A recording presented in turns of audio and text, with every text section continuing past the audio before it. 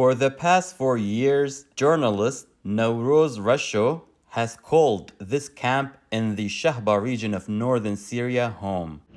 When Turkish tanks rolled into her home city of Afrin in 2018, the journalist and her family had no choice but to join thousands of others fleeing to safety.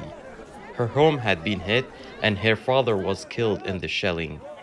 Now, Russia lives in a camp for people displaced by the fighting. My father's death made me realize even more how important journalism is. It made me understand how journalists, under these circumstances, become part of the story. They can be victims too. I realized that journalism, for people like myself, is more than just a job. Russia, whose theory won, spends her days reporting on the lives of those around her for VOA and other news outlets. With the shared experience, her new neighbors open up to her. One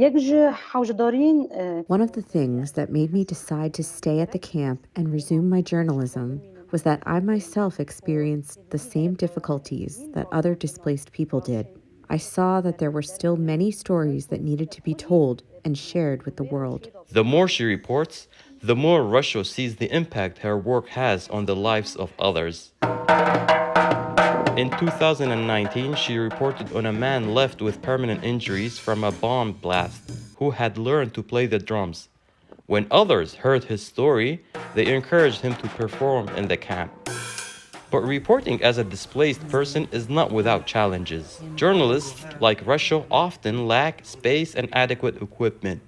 Access to information and the ability to communicate with the outside world are essential for displaced people globally, says the UN Refugee Agency, UNHCR. I think that really there is nothing that speaks to the elemental truth of the refugee story more powerfully than the voice of one who has lived that story and survived to tell it. Over 100 million people are displaced globally, the UNHCR says, including 5,000 at Russia's camp.